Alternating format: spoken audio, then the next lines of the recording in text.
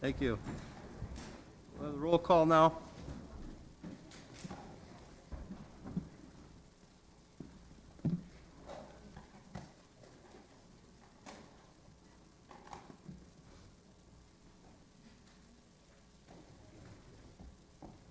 Everybody's in attendance.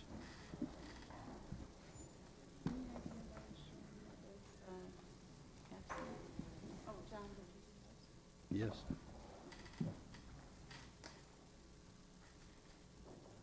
Everybody's in attendance? All supervisors are in attendance. Also, on my right, your left, is Carly Loy. She's on the Administrative and Finance Committee, Student Government. Welcome to the meeting.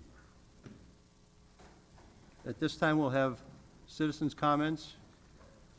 Any citizens wishing to speak has an opportunity to speak for 5 minutes. Provide your name and address for the record before making any comments, please. Thank you. Good evening. My name is Leah Blau. I live at 8355 57th Avenue in Kenosha. I'm here to ask the county for the county board support of the proposed racial equity coordinator. And I know there's been a lot of discussion about this.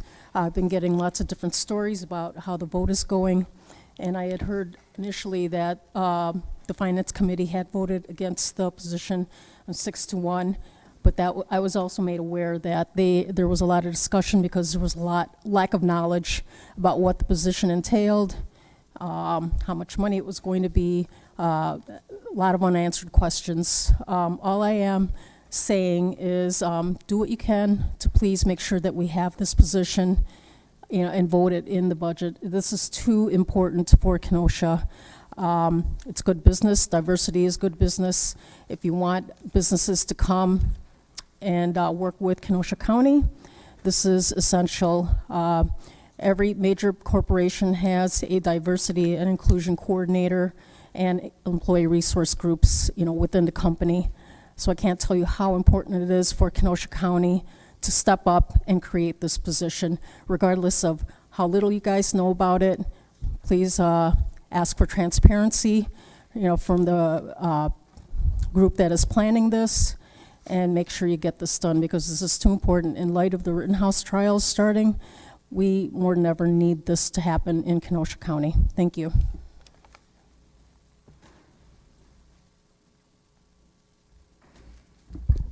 Hello, I'm Marge Krupp of 11427 79th Place, Pleasant Prairie. And I too agree that we need this a professional for the diversity, equity, and inclusion position. And please don't water it down so that we have somebody for just window dressing, but they have no real authority or skills. And look around us. There's only one person of color in this room that has in a position of power with the supervisors and our deputies. We need more diversity and corporate America sees that, and if they want to move here, they want to see a diverse population. I know there's questions about what this person would do. I suggest you look to Milwaukee County and Dane County. They have this position to look for a template for the skills needed and responsibilities. You don't have to reinvent the wheel. And I know I'll never know what it is to walk around in black or brown skin.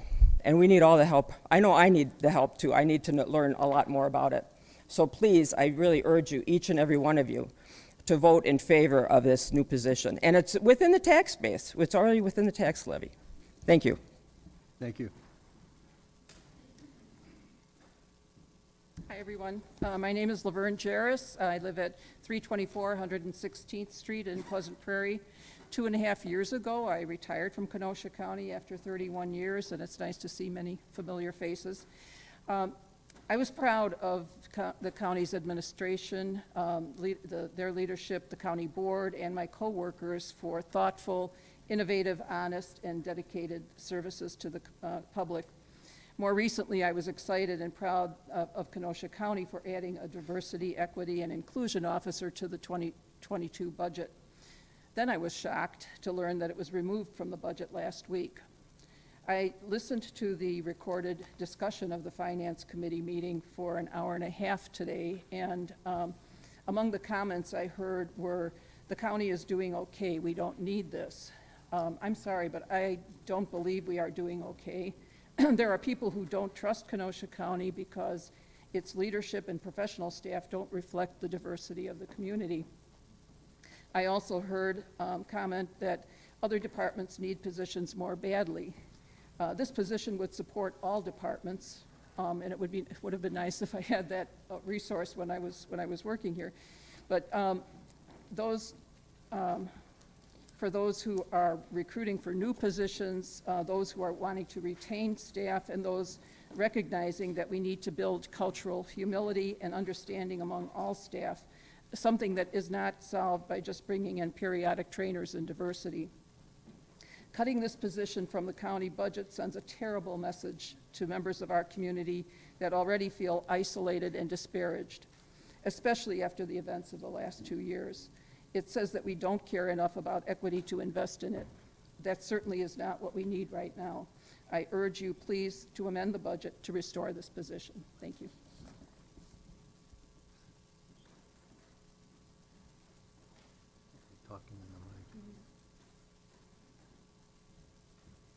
Excuse me, when you speak, yes, can you please speak into the microphone? Can you hear me? Yes, thank you. Okay. Good evening. My name is Adeline Greene. I live at 6730 111th Avenue in Kenosha, and I too, like Laverne, am a retiree from Kenosha County government. I currently lead a volunteer group called the Coalition for Dismantling Racism. I'm here to speak in support of the diversity, equity, and inclusion position that was included in the 2022 budget and removed by the Finance Committee. My hope is that you'll put this position back into the 2022 budget because I feel that it's a needed position. I'll begin with a little history. I speak as the former EEO coordinator for Kenosha County. This position was in HR, and I held this position from January 1995 until September of 2000, when I accepted the position to be the director of Kenosha County Workforce Development. The EEO position came about, for those of you who may have been around and those of you who weren't, as a result of an angry outcry from Kenosha minority community leaders who confronted the then HR director in 1994 because of the very low representation of people of color employed by Kenosha County government. As the only person of color in management in Kenosha County at that time, I was invited to this meeting to hear the complaints of the citizens, the minority citizens. This group told the HR director that they were very dissatisfied with the low representation of people of color in county jobs, and they wanted to see improvement, and they were right. I was assigned to do the research. I held another position in social services at that time, but I was assigned to do the research and present the data at various county committee meetings. And as a result, a new EEO coordinator position was created and approved by the Kenosha County Board in the 1995 budget with only one dissenting vote.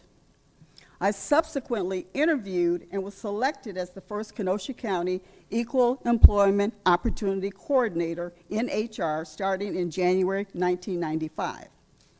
While the position title has now changed to Diversity, Equity, and Inclusion Coordinator, it's essentially the same job as the EEO coordinator position that I previously held for 5 years. My duties as EEOC coordinator at that time included talking to other EEO professionals across the state, creating a plan for recruitment, retention, hiring, and improving the levels of minority employees working in the county, as well as female employees. When I started in the EEO position in 1995, people of color represented about 6% of the entire county workforce. After 5 years in the position, in the year 2000, people of color represented 12% of the county employees, so that was a vast improvement. This progress took a lot of time, effort, and hard work that focused on outreach and recruitment in minority areas at churches, colleges, and universities, at job fairs, and going into minority communities and making them aware of the job opportunities that were available within Kenosha County government. Fast forward.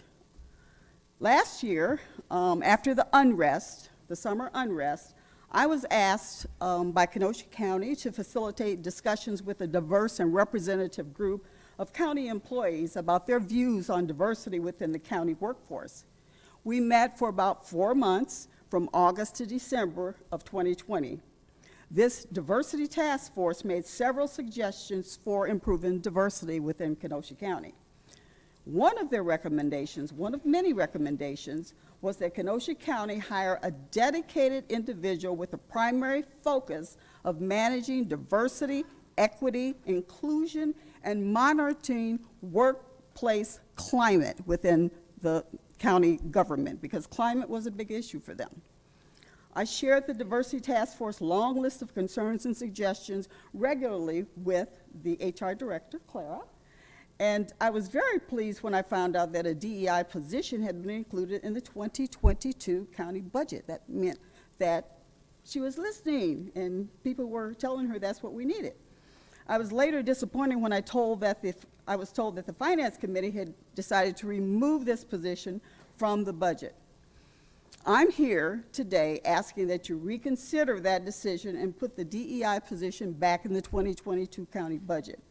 While representation is better now than it was in 1994, that doesn't mean we shouldn't try to maintain and even improve upon the diversity in 2022 and moving forward.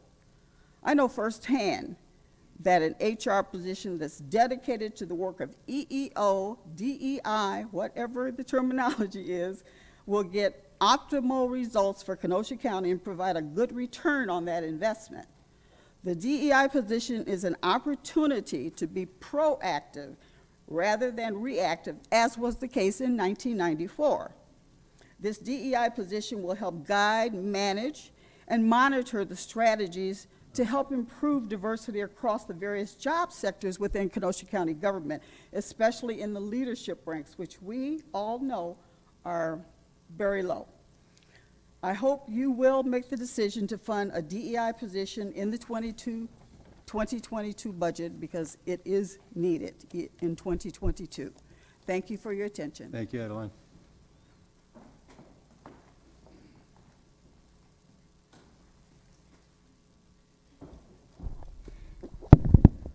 Veronica King, 5518 34th Avenue, Kenosha, Wisconsin.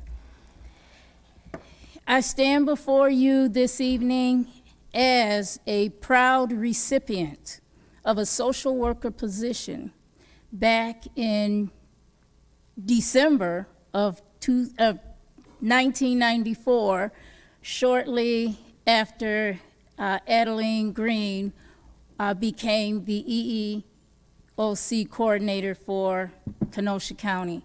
I had just moved to Wisconsin from Illinois. Kenosha County Human Services was looking for mastered level social workers. And so I applied. And I had the opportunity to meet with Adeline Greene in the personnel office in regards to the position. She was able to give me more information and tell me about Kenosha and the Kenosha community. And so I stand before you tonight to tell you I am a proud recipient of the EEO coordinator position being in the personnel office. I worked for Kenosha County for 10 years. I now have a PhD in criminal justice. I'm now at Gateway Technical College, hoping to become a professor at the university level so that I could encourage more students to enter criminal justice and social work and come to a county like Kenosha where they can have an opportunity at employment opportunities. But with that position in the budget, I'm able to share with these students that Milwaukee County, Racine, Dane County have these positions already in place. So we don't want students to go to other counties where there's that opportunity because it's not here. Last but not least, for the last year, I've served on the Speaker's Task Force for Racial Disparities for the state of Wisconsin. And I've had a chance to look at racial disparities in law enforcement, education, economic development, childcare, and business. So I have tons of information in regards to what can be done to address the racial disparities that impact the state of Wisconsin. And so with an EEO coordinator position in the county budget, we will have an opportunity to compete with other counties and recruit minority applicants for our vacant positions here in our county. So I ask that you restore the position to the 2022 budget. Thank you.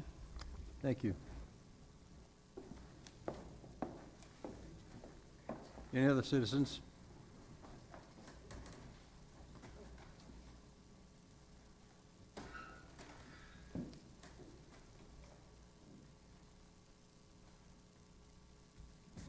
Good evening, Mr. Chairman and County Board Supervisor.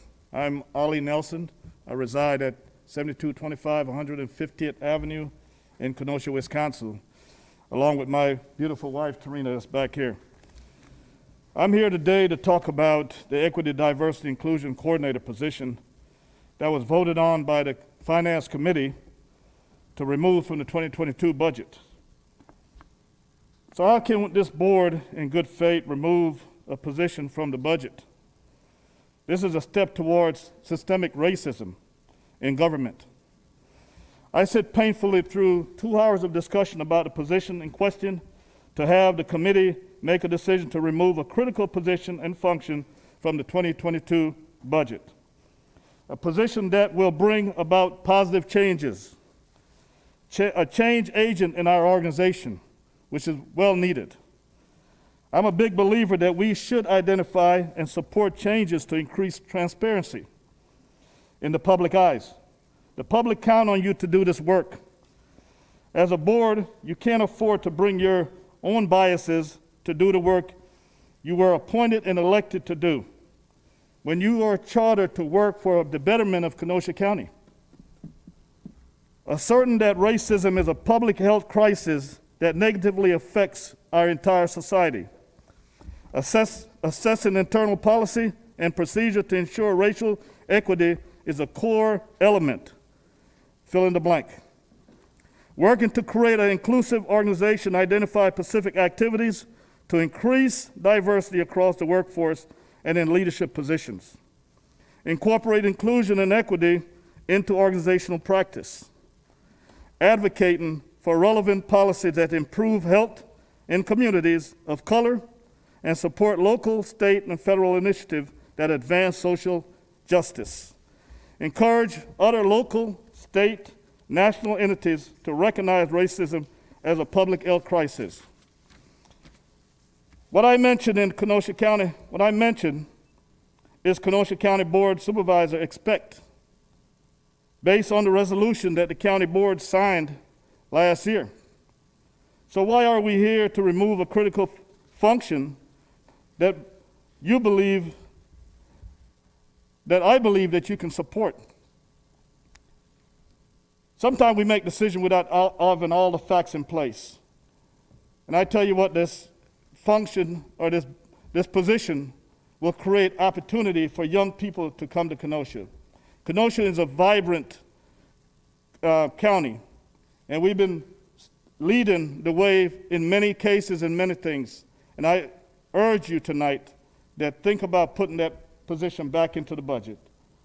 That diversity position is very needed in Kenosha and will make major impact on what we do to attract people to come here to Kenosha to work for us as a #1 employer of choice.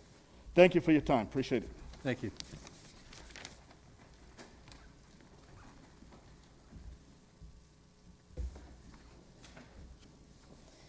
Jennifer Franco, 10732 64th Street, Kenosha. Rather than simply giving lip service to the values of equity, diversity, and inclusion in Kenosha County, Let's put our money where our mouths are. Hiring a full-time equity, diversity, and inclusion coordinator would be an excellent addition to Kenosha County. An equity, diversity, and inclusion coordinator would work on many areas, such as hiring and attracting diverse talent, training and educating employees on diversity, equity, inclusion related issues, collecting and analyzing statistical data, assisting in monitoring and evaluating compliance with legal matters, just to name a few. There's a growing consensus that this kind of position will be critical to a county's ability to grow, innovate, and compete for talent. Many Wisconsin counties have already hired diversity, equity, inclusion coordinators. Mounting research points to the cost benefits of having a more diverse workforce. Research and data supports the argument that doing the right thing is also doing the right thing for business and commerce. In a landmark report, the multinational professional services network company Deloitte found that companies with an inclusive culture were twice as likely to meet or exceed their financial targets. Even more substantially, they were 8 times as likely to achieve better business outcomes. In addition, companies have embraced diversity and inclusion as a way to spark creativity, which in turn leads to greater innovation across the board. How can a business or county be expected to adapt and react to globalization if its genetic makeup is monocultural? As a bonus, LinkedIn data shows a positive difference in the brand perception of companies and organizations with a diversity and inclusion function versus organizations without one. To be frank, after the civil unrest during the summer of 2020, the city and county of Kenosha could use a little positive rebranding. Over the last 20 years, human resource departments have undergone tremendous changes. Some people might ask, now why can't our current HR take care of diversity, equity, and inclusion? Well, the simple answer is most HR departments are not equipped to do so, nor do they have the time, skills, and staffing to tackle these crucial elements. Therefore, hiring a full-time diversity officer is one way to ensure a county transforms into a work culture where all employees and customers are protected, feel safe, given an equal chance, and are treated with dignity and respect. It also shows the community that Kenosha County doesn't just talk the talk, but is willing to walk the walk.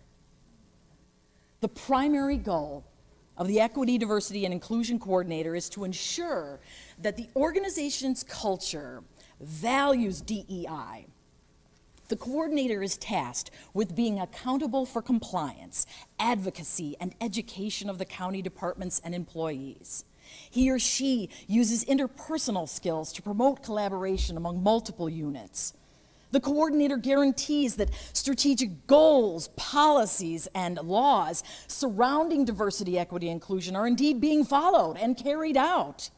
If they're not being carried out, then he or she creates an action plan to change it. Along with these tasks, the coordinator serves as a resource for leadership, a resource for employees, and as a representative for the community.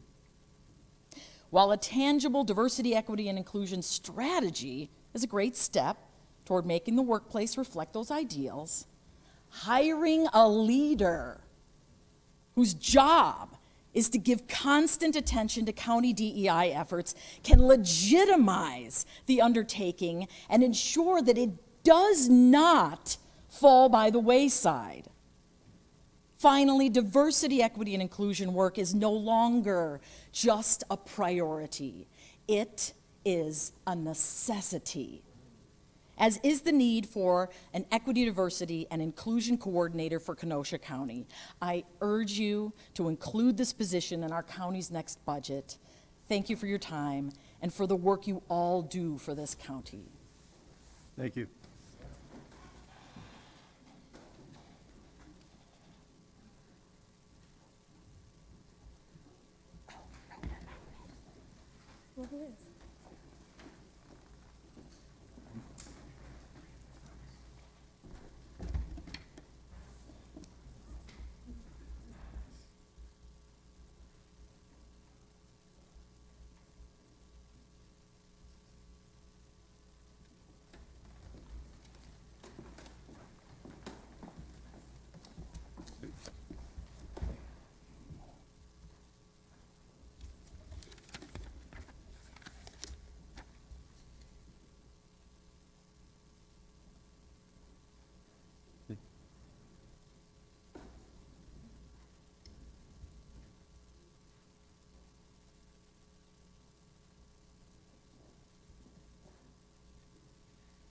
Well, good evening, everyone. Besides signing in my name, I guess it's time to... Oh, excellent. Thank you. Good evening, everyone. Besides signing in my name, I might as well make my statement now. My name is Merritt Eugene, and I reside with my son, Gregory Eugene, at 6120 10th Street in Summers. And lots of great stuff in terms of improvement regarding to DEI. I was in a DEI meeting all day today. Didn't realize this would be a topic at this meeting, but I'm here to really ask for your support for something else. Southeast Wisconsin, as well as northern Wisconsin, has been a refuge for my family for the past around 13 years. It's a beautiful place, and we moved up here from Chicago, finally made an investment about a year and a half ago. And what I'm here to ask for your support for is the South Branch of the Pike River restoration. I've always seen the beauty of Southeast Wisconsin, but until moving here and having made the investment, I didn't realize our waterways had such problems in terms of deterioration and needing restoration. It's really bad when you get close up and start dealing with the waterways. So the Army Corps of Engineers have decided to assist with this project. And I think it's a great opportunity for you all to take advantage of the opportunity and seize it and stamp your name to it and make sure, next generation down the line can see what you did for this watershed. It would be of great benefit to the community, and it would be something that will be visible and noticed for years to come, if not hundreds of years to come. And I'm here to ask for your support.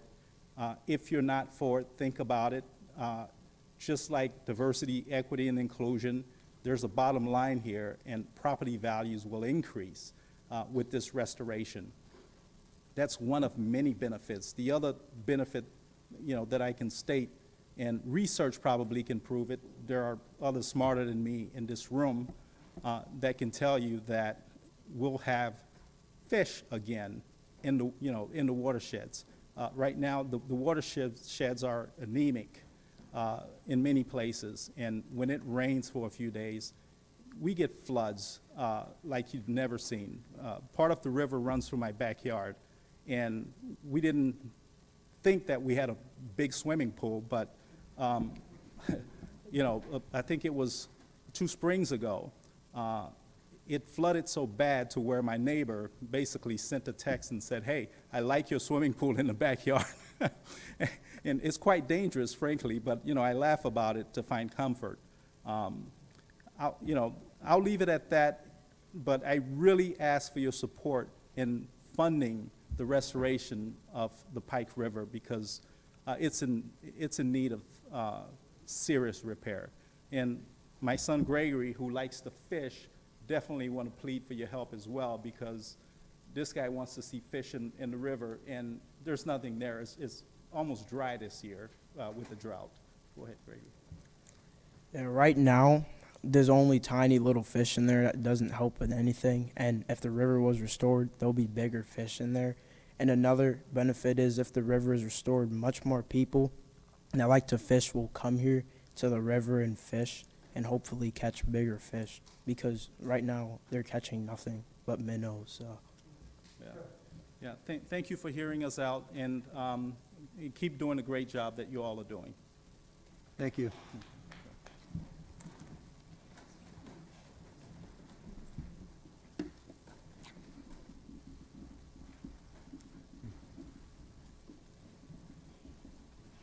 For those of the citizens that are going to be speaking, if you want to get in line, that will help things move along quicker. My name is Tanya McLean, and I live at 6020 18th Avenue. I had the pleasure of serving on the Kenosha County Equity Commission Work Group, and that was implemented, and I was very hopeful. But I think we need to take it a step further, and please include the DEI position. We absolutely need that to be able to compete. You know, our city is full of all these hopes of all this innovation, but if we still have archaic policies and people that do not represent our community and our state as a whole, our country as a whole, I don't think industry will want to come here, live, spend their money. We won't attract people. As we know, we have a high population of people that graduate from college and leave here and go other places. So I'm asking that you include back in the DEI position. Thank you.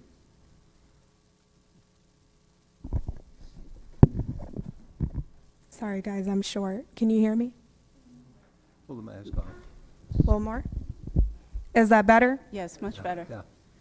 Yeah. My name is Diamond Hartwell. I live at 8511 22nd Avenue. I am in District 3. Love it there. Please forgive me. I look a little rough tonight. I might be speaking to you guys a little rough tonight. I had not planned on being here, but you know, I came straight from class. When you have things that are important to you, you prioritize them and you get them done. So that being said, I wanted to talk tonight in support for the DEI officer position.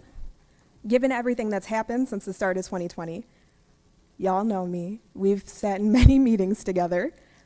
Given everything that's gonna happen after this trial that's going on right now, and given that everything in between has really had no tangible change, there's really been no meaningful change in between. Given that the commission has been made, it's been in the works for many, many months now, it's finally been made. However, nothing tangible has come from this commission other than finally making it.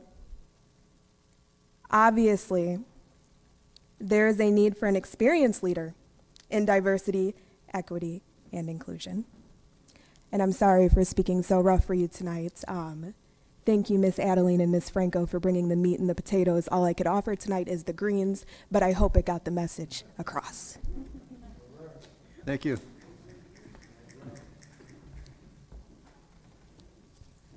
My name is Lisa Guerrero. Thank you for giving me the chance to speak. I wanted to speak tonight because I felt it was an important issue concerning the DEI position that was removed from the budget. I have been in hiring and employment for a lot of years. I would say probably about 15 years now. And I've done it in Kenosha, I've done it in Milwaukee. So I've done it in large metro areas as well as, you know, where we currently are. And in my staffing pursuits or in my hiring pursuits, the one thing that I can say that I was astonished by is that people will go around their want to not have equitable or fair hiring practices and still align with the law. So what I mean by that is I have had people say and expect me to keep this quiet under the table. I don't really want any blacks, you know how they are. I don't really want any Hispanics. I don't want any women. And knowing that that's illegal, right? I would say, I'm going to give you the most qualified individuals that we have. And the responses that I would get were either they would remove their contract because I was not doing my duties and fulfilling my customers' needs the way that they asked, or they would say, okay, we understand, and they would still end up hiring what they asked me for to begin with, which would be the 22-year-old white kid. And that's literally what they were looking for, saying, don't you have any white college students? Now, again, if I wouldn't have experienced these things myself, I might not believe that they're still currently happening at such a blatant and discriminatory fashion, but they are. That was 3 years ago.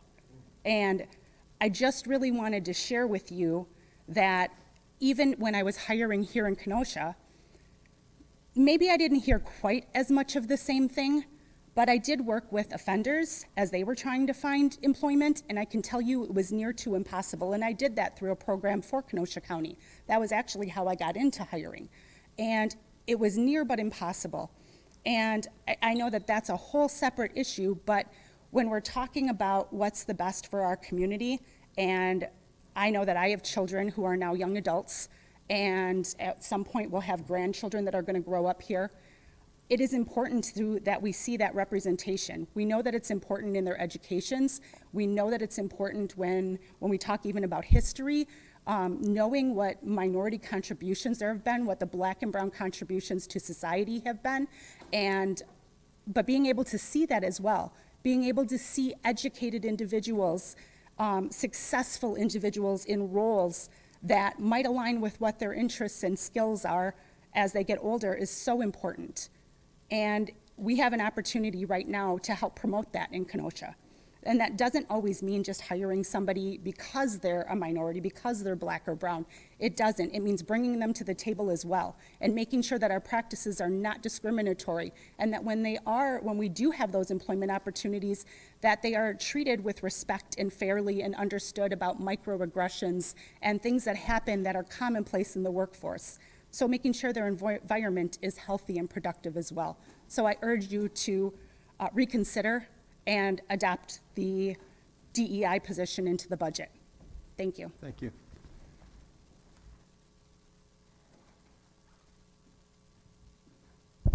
Hello, everyone. My name is James Simmons. I'm going to speak on a law enforcement perspective because I am part of law enforcement in Lake County, but I live here in Kenosha, 1460 67th Street, Kenosha. Back in 2000, I applied for the position of Kenosha Police Department as an officer. Was on the list, was never given an opportunity.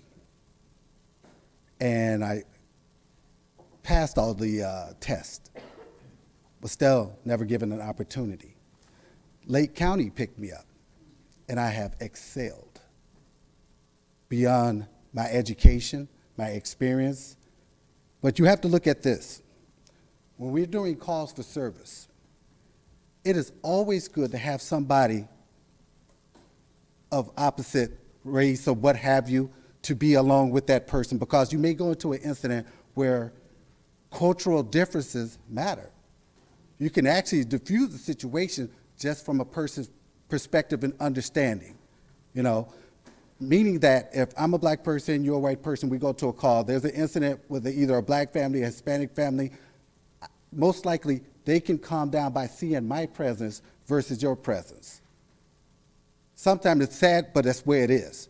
Me personally, I always think that we all have to work together, we're all in this together, but the goal for my sake is, if we had the right politicians in place and believe like I believe in the paper bag theory, I will put a paper bag over your face and over your hands. And at the end of the interview, after I checked your credentials, your interview, your qualifications, and at the end of the hiring, take that off. Now I know I hired the right person for the job versus my skin color. And we have to get back at the DEI position is like checks and balances, because it's going to keep the good old boy system in check.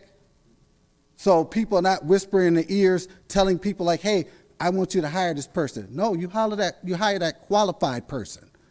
This is the only way we're going to get past it, because we're spinning our wheels if we think we're going to sit up there and hire people that are not educated or responsible enough to do the job versus looking someone else because, hey, we have enough people. Because I want to know, somebody tell me what the ratio is where we can have like 100 cops and maybe 5 blacks or 3 Hispanics. Who came up with that mathematical ratio? Because I understand and I believe that at the end of the day, if we have a diverse workforce, we can work together, we can be together. And that's why I decided to put my name in the hat to run for sheriff, because I think this is an opportunity for everybody. Now, don't get it wrong now. I want to hire the best person regardless of skin color. But I want to give that opportunity. And I thought we was here in America, the land of opportunity. So please give everyone an opportunity, regardless of color or race. And please take another check and look at this position. And I think you won't be disappointed. And hopefully that everybody can get along. I appreciate your time. Thank you.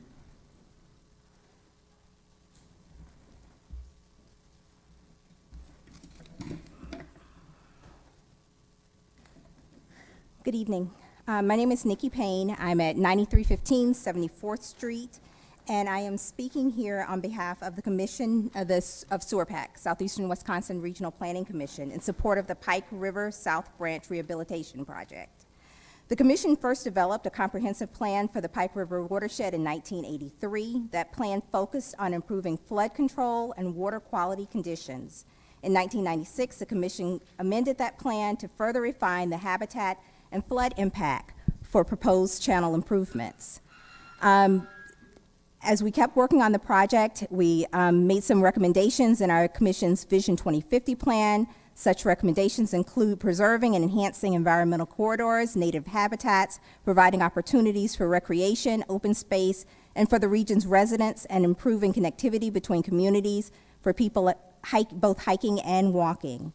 And finally, in 2017, the Commission staff began a modeling effort to refine the Pike River South Branch floodplains based on more recent storms and topography. The more up-to-date work is being used by the U.S. Army Corps of Engineers as existing conditions for the rehabilitation project. To date, the Commission has invested over $70,000 in staff time to complete this work, which was used by the county as part of its match for this design effort. As you can see, the Commission is very invested in significant time, resources to produce technical work to improve the Pike River branch. We are therefore in full support of this rehabilitation effort. And I am going to take off my SEWRPAC hat for a second, and I also want to say, as a resident of Kenosha, I am in full support of you please re-entering the DEI position. You've gotten plenty of information from the people who spoke before me, but I want to say, as a resident, I am in full support of that position being reinstated in the budget. Thank you.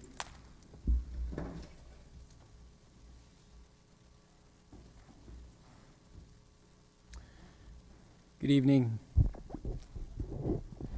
My name is Todd Brennan, and I actually come from 9132 Old Spring Street in Mount Pleasant, Wisconsin. So I'm not from here, but I've traveled all the way down here to encourage you to continue the echo that you've heard here about support for the South Branch Rehabilitation Project. I come to you as both an environmental policy advocate, works around the Great Lakes. I work for a group called the Alliance for the Great Lakes, engaging thousands of people both in stewarding their waters, also volunteering.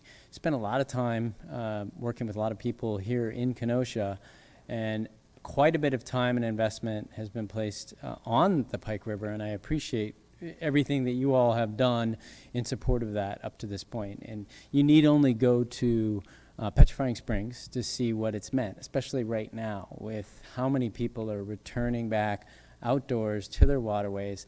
And the waterways, ultimately, it's the arteries, the veins that bring us the health and exchange the water, and ultimately bring it down to the resource that is so important to the work that I do, the Great Lakes, where you have also committed an immense amount of money and investment, and the city has, as well as the county, in restoring your beaches.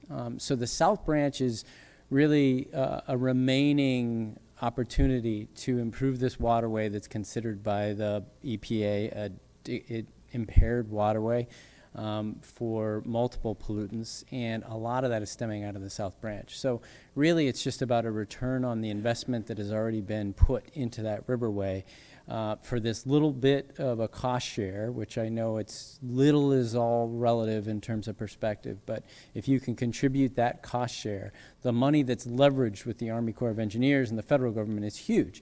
And working on these projects all over the Great Lakes, I know how important that local buy-in, that local share is to contribute. If you were able to put that up, it will bring forth a lot of opportunities in terms of larger investments from the federal government. And then wearing just my citizen hat, my property is literally the headwater creek for the Pike River. So it begins in my property. And so I know exactly what it means to be that steward and making sure that that restoration goes from that headwaters all the way down to the Great Lakes, where everybody along the way can enjoy it. And so I take great pride, but I also take great responsibility in thinking about that. And if I was to take that voyage too, you'd go through Mount Pleasant, which began as sort of a flood mitigation project, but it's been on its 25th year now, and Mount Pleasant alone has garnered around $30 million for the restoration of their project. So I'd also recommend, if you ever want to take a field trip there, you'd see the power of what that means. So every day I bike down along the corridor that has been restored in that waterway, and I see how many people are out just enjoying the waterway, enjoying the area, enjoying the fish, and it's hugely important to the quality of life, as he mentioned, for you, and even for the real estate value of these areas. And so 2 years ago, actually, I brought a group of people from all over the state. Some people came from other states to learn about the Pike River restoration and how we've done this. So you really sit as a unique example to the rest of the region, and in some cases the country, on how you can take a river from its headwaters all the way to its confluence and really care for it. So I appreciate your support thus far, and hopefully your support of the appropriation of the remaining match money for the recovery project. Thank you. Thank you.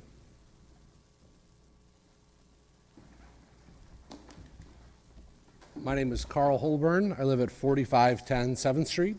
Mr. Chairman and Board, thank you for listening to me. I'm a sixth-generation Kenosian, and I'm also the board president for the Hyslop Foundation, also known as Hawthorne Hollow.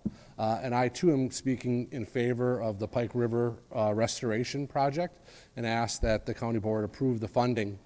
One of the things that makes Kenosha a great community is its green space. We have a wonderful lakefront. Petrifying Springs is a wonderful park. Hawthorne Hollow is a wonderful area. Imagine what Kenosha would be like without those wonderful green spaces. We have a unique opportunity to create a green space in an area that's a farm field and a ditch. And it's really once in a generation opportunity. And it's an opportunity that is largely going to be funded by a $10 million grant from the Army Corps of Engineers from the federal government. So I ask that you be bold and make an investment in the future, because Kenosha, without its green space, would be just an urban suburban jungle. And it's going to happen. That property is all going to be developed sooner or later. We see how fast things are being developed. And if you don't have green space connecting these areas, it's not going to be a livable community. So I ask that you support this funding. Do it for the community today. Do it for this young fellow here who wants to go fishing. I love to fish as well. Do it for your children, your grandchildren, your great-grandchildren. Just like my ancestors did when they set aside property for the lakefront in Kenosha. Imagine if that was all private property, we didn't have public access. And also Petrifying Springs, a wonderful place. You're going to be creating the same opportunities, the same benefits for future generations that they did so many generations ago. So please support this project. Thank you.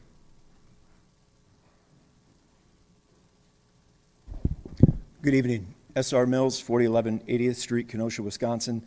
Here this evening with regards to the potential relocation of the Kenosha County Job Center. As we've continued to explore the possibility, we're happy to announce that we've met with many businesses and actually this evening received 10 letters of support, so happy to make those available to you all as well. I understand there likely won't be any discussion this evening, but just wanted to make sure that you knew I and some of our other team members will be available tonight or tomorrow night if any questions arise. Thank you. Thank you. Any other citizens? Assalamu alaikum, Justin Blake. Good evening, everybody, to the body of council people that are here. I'm going to be real brief. Perspective is everything. We're from Chicago, from Illinois, and being here the last year or so, we're able to sort of digest what we see and what's going on. To the outside world, please forgive us, but it looks like at this point, this city's wearing a black eye for the things that have happened in the last year or so. You have a unique opportunity with this waterway that I'm hearing about and with the investment in this position to turn things around for the benefit of our children's children and the future. So it's a unique, don't waste the opportunity because it's in front of you now. When the time goes by and you didn't act, history will be looking at you a different kind of way. When you say you are interested in diversity, then this is really an easy call. If you are not, if you want to continue to hold jobs and hold a glass roof over African descendants and other minorities, again, history will tell. This is a simple call for some people in a city that deserve better. Invest in the waterway. Why? It brings about life.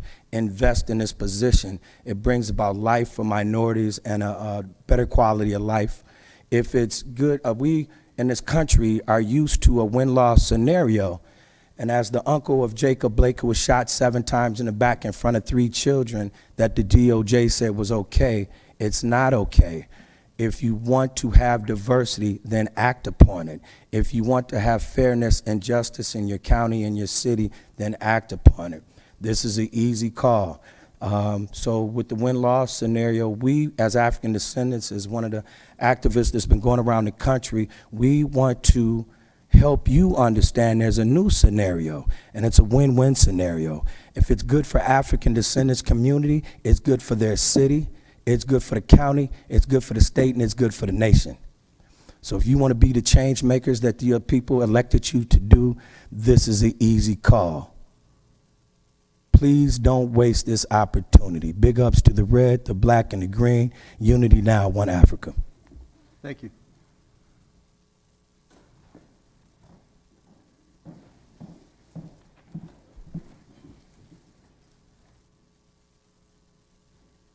Hello. My name is Nina Taylor, 20519 82nd Street in Bristol. Thank you for the opportunity to speak this evening. I'm here to support the EDI Human Resources Senior Leadership position. We cannot address that which we do not evaluate and acknowledge. We have declared racism as a public health crisis. Now it is time to take meaningful action. I urge you to replace the comfortable status quo and advance our workforce with strategic efforts to operationalize the county's commitment to equity and inclusion and the work and outcomes that we accomplish with clients, customers, and the community. Internally, this position would assure the employees and our partners that our commitment to equity and inclusion is embedded in our workplace culture.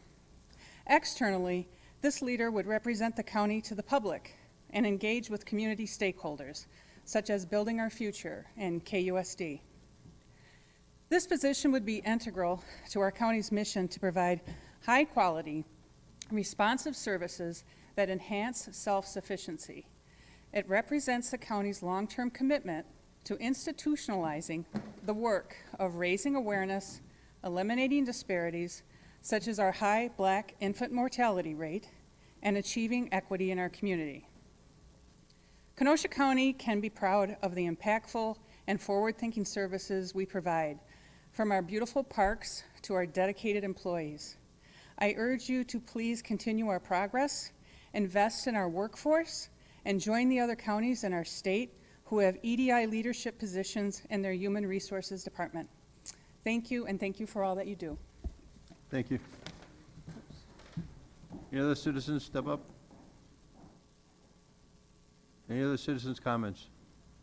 Any other citizens' comments? No, I'll take up a little bit of your, more of your time. There was something that I missed from stating. As a veteran, I have the unique insight of knowing when the military is willing to spend some money on a project, and you take full advantage of spending that money, what they are willing to do when you go back to them for money is look back and look at what happened the last time.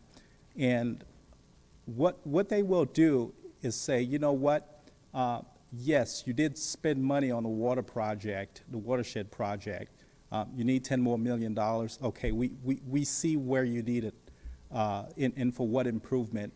Yes, we'll give you more.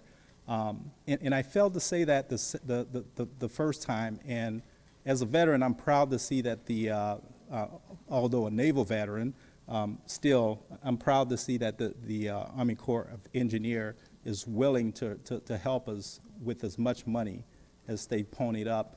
And again, I just urge that you guys take full use of that money, because there might be another go-around where you may need more money for the watershed, and you'll be able to leverage what you've used the first time as evidence to say, hey, look, we needed the first time you've helped us. We need some more money. Please help us again. And they'll be more likely to pony up more millions to help us. Thank you again for your time. Thank you. Any other citizens?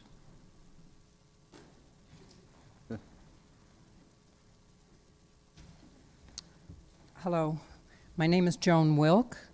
I live at 202 75th Street, and I appreciate the opportunity to speak tonight.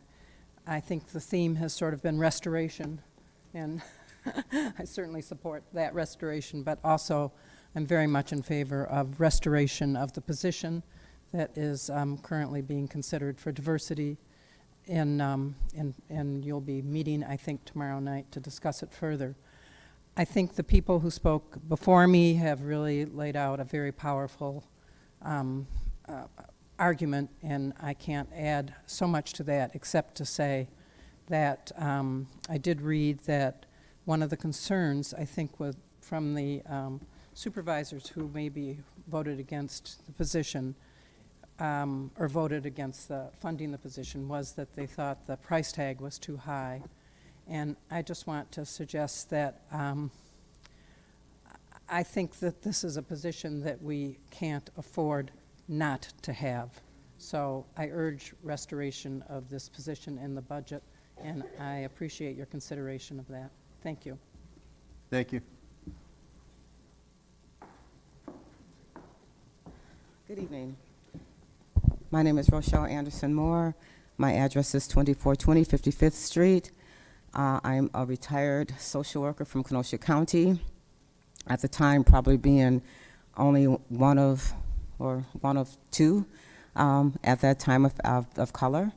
I was trying to just kind of like not really say anything, but the more I sit here and listen, it just kind of making me a little sad.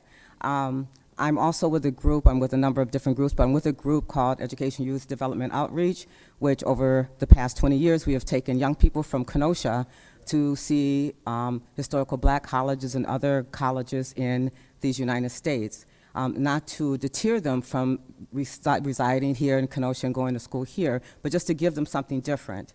And so with this position, my hope is that the position is you vote on it, that it goes, and we have some diversion and inclusion and equity that goes on when these young people are coming back from these historical black colleges, wanting to come home to the cities that they were raised in and do what they wanted, what they need to do here, because they see our community. And so it saddens me that we're having this discussion, that it's a question, because our young people are looking, they're watching.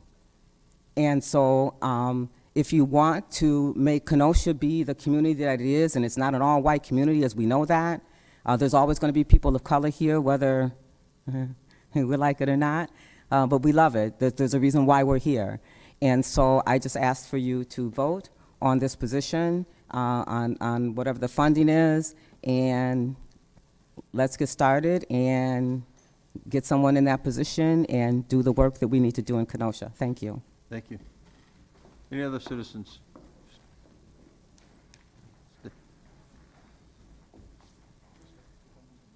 I'm so sorry to come back up, but I want to make a point because as an African-American male, uncle, father, and an activist and an entrepreneur, the rest of that, there is a bottom line everywhere, and I'm so damn tired of every time a minority goes out for a job, we always get paid less.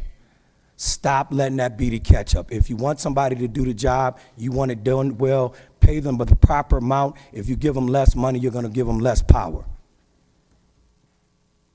Thank you. Sir, did you want to speak? Step up. Yeah, Brian Thomas, 5122 23rd Place. I have a few different points that I want to bring up. One is just the overall budget in general. There's roughly 1,200 county employees, which breaks down to about 1 employee per 15 residents in Kenosha. It just seems like a lot of employees. I don't know what departments you guys can cut, but it seems like if things get bigger, the levy will never go down to an appropriate size. So that would be one thing just in general that I'm concerned with, is the size of the workforce. The other issue is in the Public Works Department, there's a $250,000 capital budget request for every year going forward, and I don't know how many years it goes back, but in the explanation for it, it says beautification of county property. My thought is if it's the same amount and then it's not designated for something specific, it should be in the operations budget. And if I look at other aspects of this, they want to borrow, I think you guys have approved up to 16 or a little over $16 million to borrow for capital projects. So we're going to borrow against the $250,000 for unspecified improvements, beautification. I don't know if the position that's being brought up tonight, if that position was a budgetary decision or a political decision. Either way, politics is about compromising, except at the county board, where it's one way generally gets their way. But here's my compromise. You get rid of the county parks recreation or event coordinator, which is about the same amount. You get rid of that position and you add in this diversity human resources position. I think the county overall would benefit more from that than from somebody planning parties in the county parks. So that's all. Thank you. Thank you. Any other citizens? Any other citizens? Any other citizens? At this time, citizens' comments are closed. Thank you for the attending. At this time, we'll have the presentation of the Kenosha County 2022 budget by Supervisor Gens. Supervisor Gens. Thank you, Mr. Chairman. So some highlights from the notes for the budget. The general purpose, my mic is on. Speaking. Hello. There you go. All right. Thank you. All right. General purpose levy is $72,641,028, or a 2.89 increase from 2021 budget, and that does meet the state levy limit requirements. 14 years we've had the general purpose levy averaging 2.4 increase. That's been the average over 14 years. Taxes paid on a home valued at $100,000 is $417.38, or a $2.38 decrease. Equalized value increase of $1.273 billion. Equalized value 8-year average is plus 5.47. The mill rate, 8 consecutive years decrease in the tax rate, and that's something to be proud of. Overall levy increase $2.04 million. Expenditure increase of $38.2 million. revenue increase of $36.16 million. Material levy impacts in the budget include countywide personnel increases, Human Services Department placement increases, sales tax revenue increase, ARPA revenue offset, and debt service. There are 8 full-time equivalent net changes in this budget, 8 full-time in the 2022 budget. 3.6 of those 8 are fully funded with non-levy sources, and 2.4 FTEs are partially funded with non-levy sources. So that is 6 out of the 8 have some partial funding. When we talk about increasing our staff, we want to make sure that we're looking at the money that it costs. Material expenditure changes include county personnel expense increase, Children and Family Services court-ordered placement and institute increases, sheriff increases in operational costs related to corrections, capital expenditure increases related to economic development, and debt service increase. Material revenue changes include the sales tax revenue increase, ARPA revenue utilization, highway, federal, state revenue increases allocated towards infrastructure for economic development, parks, and federal revenue increase. County capital improvements in the budget, $25.8 million bonding for $62.29 million in capital expenditures, with $36.24 million funded with grants and intergovernmental revenue. $25.35 million of Public Works Department, Parks Division capital expenditures, which include $22.65 million Kemper Shoreline restoration, $1.27 million Kenosha County Veterans Memorial Park enhancements, and remaining $1.13 million park infrastructure improvements, partially funded with grants. $17.84 million of Public Works Department Highway Division capital expenditures in road engineering, right-of-way construction of various projects for economic development. $4.77 million of Public Works Department Facilities Division capital expenditures, which include $2.2 million for HVAC replacement, $900,000 for KCC office renovation and elevator, $800,000 for job center renovation / relocation. $4.3 million of Public Works Department Highway Division capital expenditures for transportation infrastructure, including paving approximately 15 miles of county roads. $1.02 million of Public Works Department Highway Division capital expenditures for vehicles and equipment, $3.5 million of Information Technology Division capital expenditures for various county-wide projects, including technology refresh, ERP migration to Dynamics 365 cloud-based software, and broadband infrastructure. $1.72 million of Sheriff's Department capital expenditures, which include $886,000 for vehicle replacement, upfitting, and $460,000 for annual body and vehicle camera protect program. $480,000 of Human Services Department Brookside for roof replacement. $434,000 of Public Works Department Gulf Division capital expenditures, half funded with Gulf Fund revenues. The budget resolution, notable budget resolution changes include authorizing the IT policy manual, authorizing the setting of salaries for the county executive and county board positions, authorizing a potential plan to eliminate the city's share of payments towards health services, authorizing the increase of number of days of position overlap for succession planning as long as it remains levy neutral from 90 to 180 days. In conclusion, the Finance and Administration Committee held budget hearings over the course of 4 days and approved the county executive's budget with the following 3 amendments.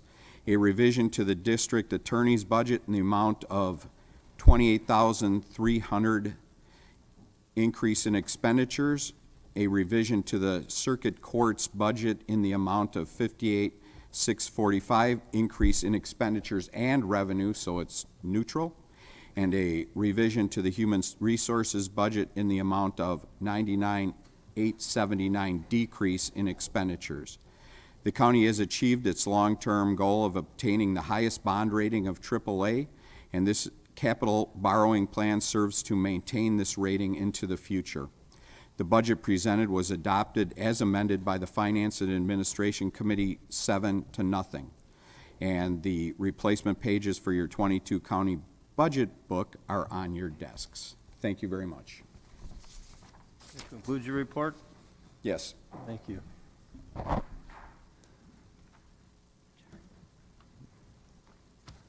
Adjourn. Yep. Need a motion to adjourn? Moved and seconded. All those in favor? Aye. Any nay? We'll start the organizational meeting.